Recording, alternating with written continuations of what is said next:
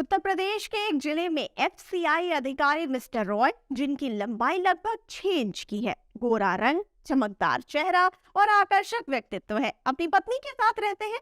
Mister Roy अपने white colour के शानदार बंगले में गार्डन एरिया में लगी ब्राउन कलर की टेबल चेयर पर बैठे हैं, चाय की चुस्की लेते हुए अखबार की सुर्खियों को पढ़ रहे हैं। तभी उनका सर्वेंट आता है और कहता है, साहब, बाहर पुलिस आई है। मिस्टर रॉय सोचते हैं कि हो सकता है वो किसी काम के सिलसिले में यहाँ आए हो। यही सोचते हुए अपने सर्वेंट से कहते हैं कि उन्हें अंदर बुलाओ। पुलिस इंस्पेक्टर राज जिंदल आते हैं और मिस्टर रॉय से कहते हैं कि आपके खिलाफ 2 करोड़ रुपए का गबन करने का आरोप लगा है, जिसके चलते मुझे आपको गिरफ्तार करना पड़ेगा। मिस्टर रॉय बिना कुछ बोले पुलिस के कहे अनुसार गिरफ्तार हो जाते हैं। दोस्तों, ये न्यूज पूरे इंडिया में आग के जैसे फैल जाती है। मिस्टर रॉय के गिरफ्तार होने के बाद उनकी पत्नी और उनकी 5 साल की 2 जुड़वा बेटियां रॉय हाउस में अकेले रहती हैं। इसके बाद मुकदमा होता है, केस लड़ा जाता है और लगभग 23 साल बाद ये फैसला आता है कि मिस्टर रॉय निर्दोष थे, उन्हें जबरदस्ती इस केस में फंसाया गया था। अब कोर्ट इनको बाइज्जत बरी करती है। रॉय की बेटियां रिया और काजल कॉलेज में पढ़ने गई थी और वहां उनको प्यार हो जाता है। रिया के बॉयफ्रेंड का नाम है रोहित और काजल के बॉयफ्रेंड का नाम है करण।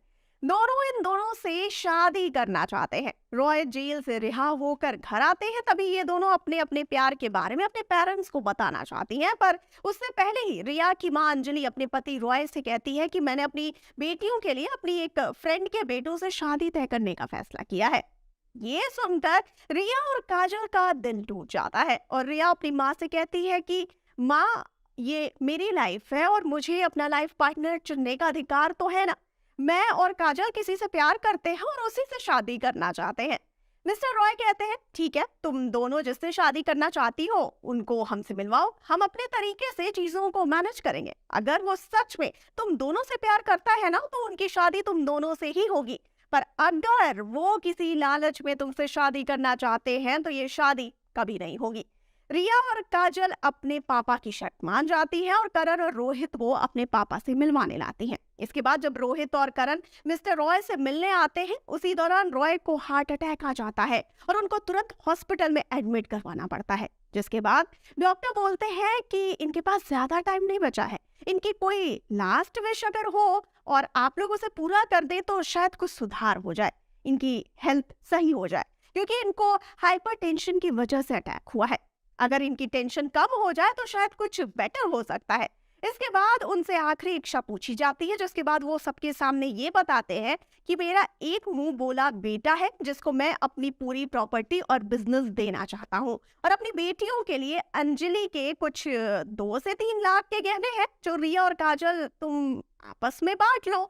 ये सब सुन करके करण और रोहित दंग रह जाते हैं, क्योंकि वो तो यहाँ पैसों की वजह से शादी करने आए थे। पर रिया और काजल अपने पापा से कहती हैं कि हमें सिर्फ आप चाहिए पापा, हमें कुछ नहीं चाहिए। जिसके बाद करण और रोहित दोनों को छोड़ देते हैं और सब सच बता देते हैं, जिसको सुन करके काजल और रिया के अचानक होश उड़ जाते हैं। और जैसे ही दोनों लड़के अपनी बात बता करके शादी ठुकराते हैं, तभी मिस्टर रॉय बेड से उठ जाते हैं और अपनी बेटियों को बोलते हैं कि बेटा, मेरा सब कुछ तुम दोनों का है, मैं तो इनका टेस्ट ले रहा था जिसमें ये लोग फेल हो गए।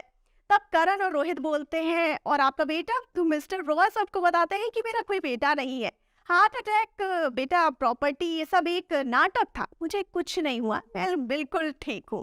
तो दोस्तों, कुछ ऐसी ही कहानी हाउसफुल 5 में भी हम सभी को देखने को मिल सकती है, जिसमें आपको ऐसे किसी लालची इंसान की कहानी भी देखने को मिलेगी। आपका इस बारे में क्या कहना है, तो फटाफट से बताइए कमेंट सेक्शन में। और साथ ही जाते जाते इस वाले वीडियो को कर दीजिए लाइक और शेयर, और चैनल को सब्सक्राइब करना बिल्कुल ना भूलिए। और मुझे यानी श्रुति को दीजिए इजाजत। नमस्कार।